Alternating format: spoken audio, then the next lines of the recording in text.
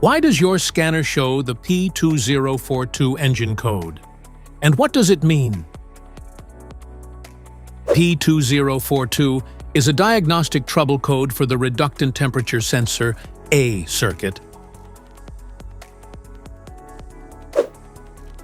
This error code indicates a malfunction or abnormal voltage in the Reductant Temperature Sensor circuit of the vehicle's DEF or SCR system. Under these circumstances, short-distance driving is permitted, but your vehicle should be repaired as soon as possible.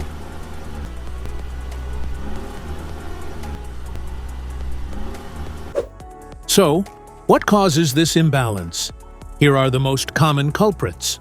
This error can be caused by these possible faults in your vehicle: faulty temperature sensor, damaged wiring, loose connector, DEF contamination, faulty PCM.